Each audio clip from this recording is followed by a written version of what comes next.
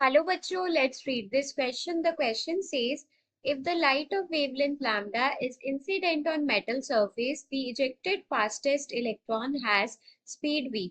If the wavelength is changed to 3 lambda by 4, the speed of the fastest emitted electron will be A option smaller than under root of 4 by 3 v, B option greater than under root of 4 by 3 v, C option 2v and D option 0.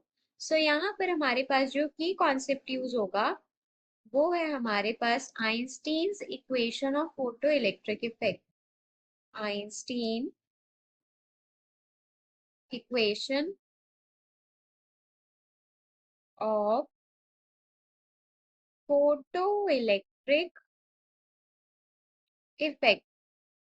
Question हमसे बोल रहा है कि हमारे पास initially एक light है जिसकी wavelength lambda है, उसको हमने मेटल सरफेस के ऊपर इंसिडेंट किया है, तो जो मैक्सिमम काइनेटिक एनर्जी वाला जो इलेक्ट्रॉन है उसकी स्पीड v आई है। अगर हमने वेवलेंथ को 3 लैम्डा बाई 4 पे चेंज कर दिया तो स्पीड जो होगी फास्टेस्ट इमिटेड इलेक्ट्रॉन की वो क्या होगी। So we know that according to Einstein's photo electric effect equation, photo electric effect equation of Einstein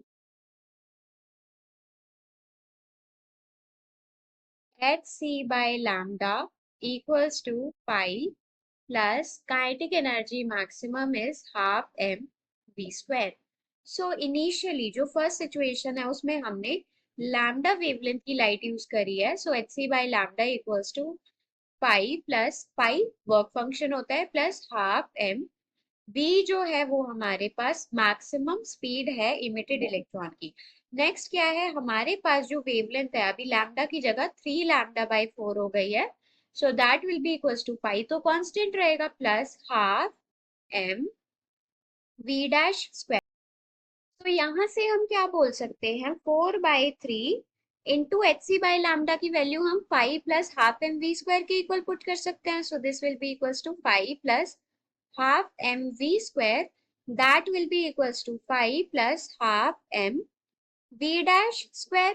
so यहाँ से हम बोल सकते हैं ये आ गया हमारे पास 4/3 pi plus 4/3 into half mv square will be equals to 5 plus half m v dash square.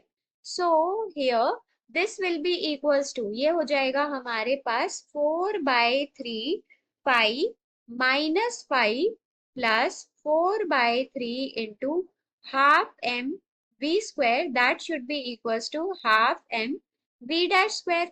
so 4 5/3 में से 5 माइनस होगा तो 5/3 बच जाएगा, so 5/3 प्लस 4/3 v स्क्वायर, क्या हम इसको ऐसे लिख सकते हैं m/2 into under root of 4/3 v whole square, that should be equals to half m v dash square.